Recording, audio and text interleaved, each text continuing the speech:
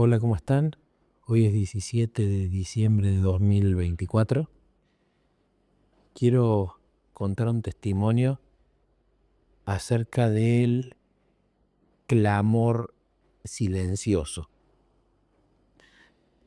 Bueno, resulta que hace poco estuve de vacaciones, terminaron mis vacaciones, volví a trabajar y cuando yo me había ido de vacaciones estaba trabajando para un cliente en particular en un proyecto que me gustaba mucho, que lo estaba disfrutando, que estaba aprendiendo. La persona que trabajaba conmigo, la que me pedía las tareas, estaba contento con los resultados. Y yo cuando me fui, habían muchos escenarios posibles que sucedieran con respecto a este proyecto, muy lindos, muy alentadores, muy motivadores para después. Pero al volver de las vacaciones, con ya la imagen mental, la proyección de que volvía a un proyecto que me gustaba, que disfrutaba, que le veía futuro en todas las cosas nuevas, de repente me encuentro que temporalmente se canceló y me asignan a otro proyecto ya en progreso del mismo cliente que no me interesaba, que no me gusta y que estaba bastante verde. Y además lo necesitaban bastante rápido y es como que me tenía que encargar de un montón de cosas yo. Entonces cuando volví le dije: "Jesús, Jesús, no me gusta, ¿qué hago acá? Me gustaba el anterior, no me interesa hacerlo este proyecto, no tengo tampoco mucha idea". La verdad que el cliente tampoco se inspiró tanto en explicar de forma detallada y estructurada y hacer una división de tareas, sino todo lo contrario, una idea muy vaga, muy sobre el aire.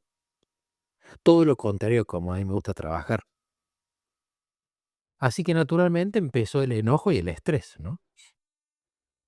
Pero bueno, tomándome de una promesa que he hecho propia todos los días, que es buscar primeramente el reino de Dios y su justicia y yo te añado el resto, estaba una mañana bastante eh, molesto y en lugar de ir a buscar esa promesa, como que me puse primero a tratar de entender lo que quería el cliente y a hablar con la gente que había estado en ese proyecto, como para que me explicaran bien lo que habían hecho, lo que faltaba, y tampoco las explicaciones eran tan satisfactorias. Entonces había empezado la mañana en lugar de con el culto, con el apuro de tratar de entender lo que tenía que hacer y de ponerle los puntos a la gente que le tenía que poner los puntos, porque no había sido ni una buena descripción, ni tampoco estaba muy específico qué querían. Entonces pasó ese día, un día estresado, donde mientras más trataba de que se entiendan las cosas, menos se entendían o volaban en la luna con lo que necesitaban. Y llegó la noche. Llegó la noche, yo estaba medio enojado, así que me fui a un lugar a estar a solas con Jesús. Y ahí pasó algo lindo, porque a esta tarea me sentía completamente incapaz de hacerla en los tiempos, de entender lo que querían y de que fuera algo de mi área de expertise. Y pasó algo muy especial en esa oración. En esa oración, cuando estaba yendo todo enojado y molesto a hablar con Jesús, se vino la impresión en mi mente de cómo este año que pasó en el colegio, que gracias a Dios le fue muy bien a Niquito, gracias a Dios Nico tiene una estructura de estudio muy buena, es muy responsable y es muy inteligente, pero no solamente se queda con el talento que tiene, sino que le pone mucha disciplina y por eso le va como le va. Pero me acuerdo que en una época de este año, y ese fue el pensamiento que se vino, Niquito vino muy preocupado porque pensaba que se iba a llevar matemáticas a principio de año, ni siquiera tenía el primer examen, porque no entendía los monomios, un tema de matemática que se le estaba haciendo complejo. Y claro, para mí los monomios no era complicado por mi experiencia, por mi edad, porque fue algo que yo estudié, aprobé, vi en la universidad. Entonces, viendo su enojo, viendo su frustración, le dije: Nico, no te preocupes, yo te lo explico y vas a ver de la manera tan fácil que te lo explico que lo vas a súper entender y te vas a dar cuenta que es una pavada. Así que, en un pizarrón que él tiene en su pieza, le empecé allí a graficar con un fibrón cómo eran los monomios, a hacerle analogías para que él entienda, a hacer ejercicios y resolverlos juntos, y que cuando se equivocara no había problema, lo veíamos de una óptica distinta, y a reforzarle y felicitarlo cuando acertaba. Hasta que hubo un momento de esa explicación donde había un tema que Nicolás no lo entendía en absoluto, y cuando se lo expliqué y lo entendió, se le abrieron los ojos, sonrió y ya me estaba demostrando con el lenguaje gestual, que después me lo demostró con lo que me dijo también, que ahí le había caído la ficha, ahí lo había entendido.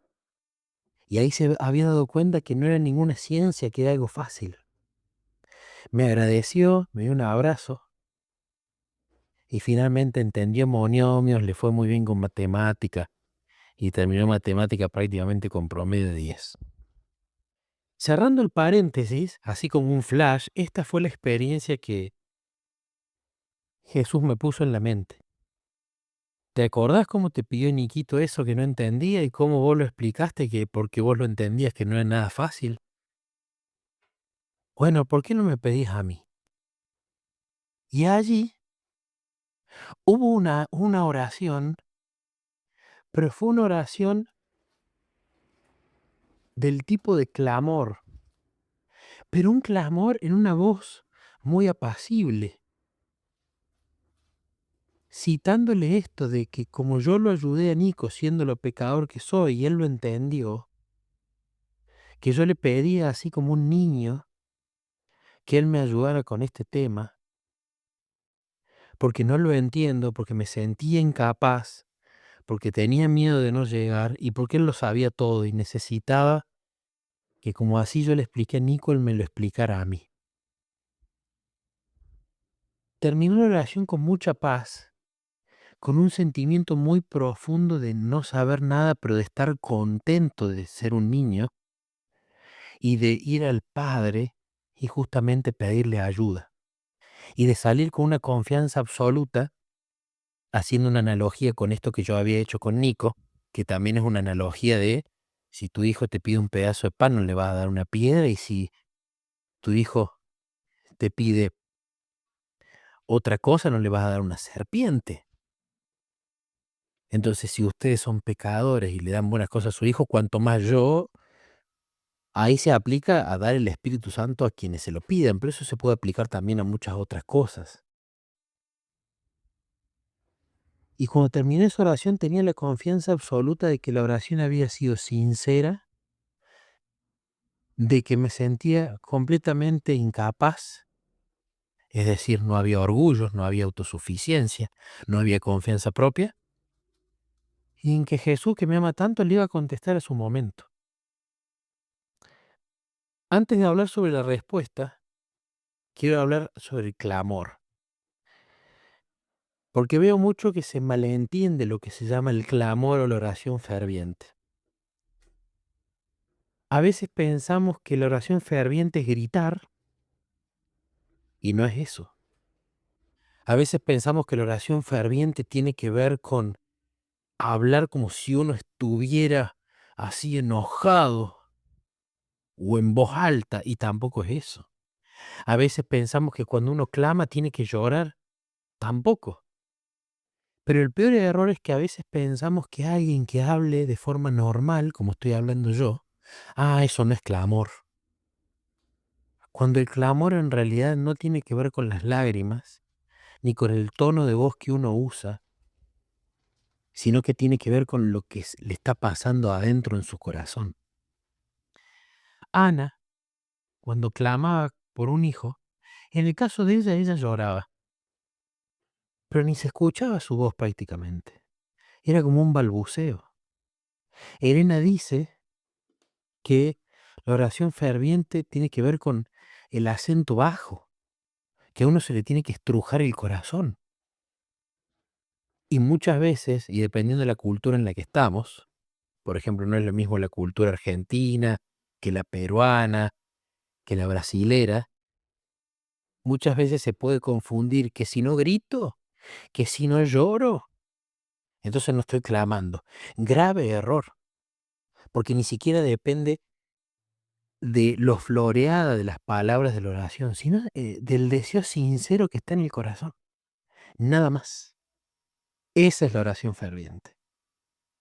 Cuando uno estruja su corazón. A algunos les saldrá el llanto más fácil. A algunos cuando estrujen su corazón se compungirán más que otros. A alguno quizás al estrujar su corazón en ruego o súplica elevará un poquito más la voz que cuando conversa. Pero eso es una consecuencia de lo que está pasando adentro.